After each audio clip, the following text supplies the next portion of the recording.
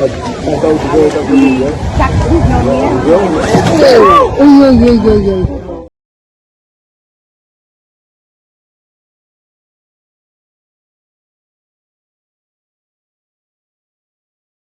To produce as many prisoners as possible, SeaWorld sexually stimulates male dolphins and forcefully impregnates females with their sperm. The company removes the females from the water and then often drugs them to subdue them. Some have been repeatedly impregnated, only to give birth to stillborn babies. For its first ever orca show in 1965, SeaWorld featured an orca named Shamu, whose mom was shot and killed right in front of her during her capture. We've all heard the name Shamu, and to think about the background that surrounds that name is really just, oh my god, I'm not gonna cry. We're not doing this right now. Okay.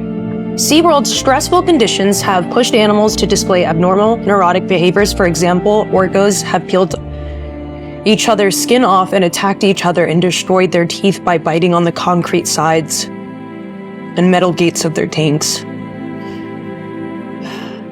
At SeaWorld, orcas are kept in a series of tanks that average approximately 86 feet by 51 feet and are only 34 feet deep, not even twice as deep as the average orca is long. SeaWorld has documented over 100 incidents of orca aggression across its locations. Orcas are hardly ever aggressive towards humans in nature, but the frustrations of captivity can cause them to lash out. SeaWorld often keeps dolphins, whales, and other animals trapped with incompatible tank mates. The tension has led to fights and even fatal injuries, with no way to escape attacks from frustrated animals. In 2021, SeaWorld only contributed to about 0.1% of its profits to its conservation fund. Every purchase of a SeaWorld ticket contributes directly to the suffering of these highly emotional animals. In places like SeaQuest Roseville, bat rays are often seen struggling to breathe. In their natural habitat, bat rays have the ability to jump out of the water and skim along the surface, and like most rays, they often rest semi-buried in the sand. But at SeaQuest, they're forced to live in crowded touch tanks and often seen with wounds or other health problems. Same with other animals kept in aquariums and zoos. The dolphins in aquarium shows have trainers standing on their faces, and the weight of their bodies can cause injuries to the dolphins' mouths and jaw, which can cause permanent damage and affects their ability to hear and communicate. The spaces whales are kept in is like the size of a bathtub to them compared to their natural habitat. This is the SeaWorld Orlando. In yellow is the car park, in red is a lake for humans to play on paddle boats, and in blue is where the orcas spend their entire lives, which is absolutely insane. These animals aren't mindless or oblivious to the things done to them. They're smart. Small fish can concentrate for 9 seconds compared to 8 seconds for humans. Fish recognize each other and get info by eavesdropping. They can also remember past social interactions and can communicate with each other. Apart from being intelligent, they're sentient, meaning they feel a lot of the same emotions we feel. Fish rub against each other to show affection, similar to how cats weave around their owner's legs. There are records of animals in captivity having antidepressants and antipsychotic medications used on them because they are often depressed and lethargic when isolated. You often see flamingos at zoos because, like so many other animals, they're easy to hold in captivity. Zoos clip their wings to keep them flightless. The stress they go through can cause mental health issues. The inability to fly and loud noises are major stressors for these beautiful birds. At SeaWorld San Diego, their habitat is just below a roller coaster.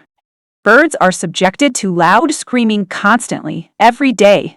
This isn't the life nature intended for them. People often use the argument that zoos are necessary because they supposedly help protect endangered animals from poachers, but that has been proven wrong.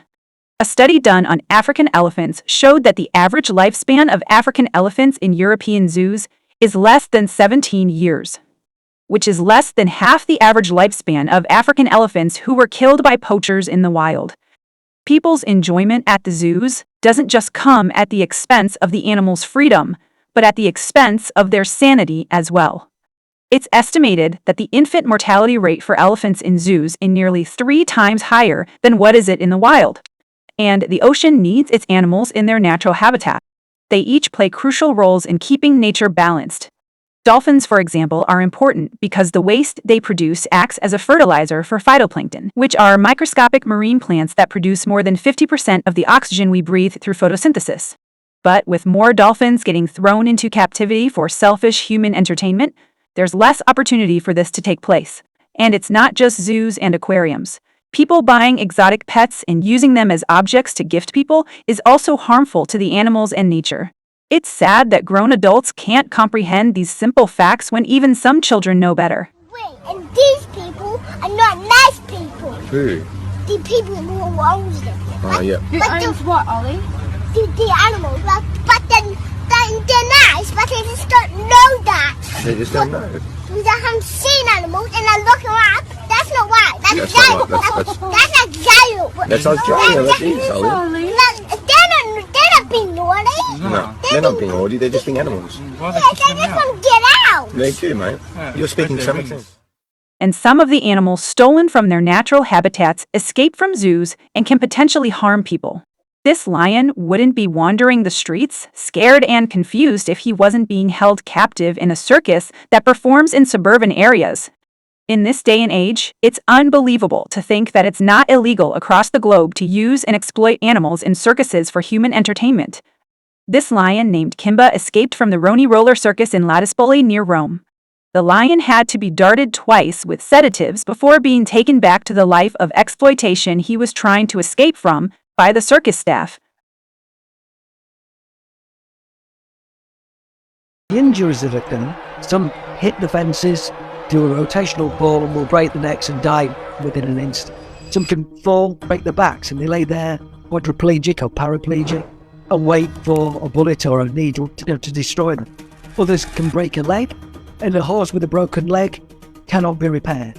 Hind legs can hit the back of the front legs and sever the tendon.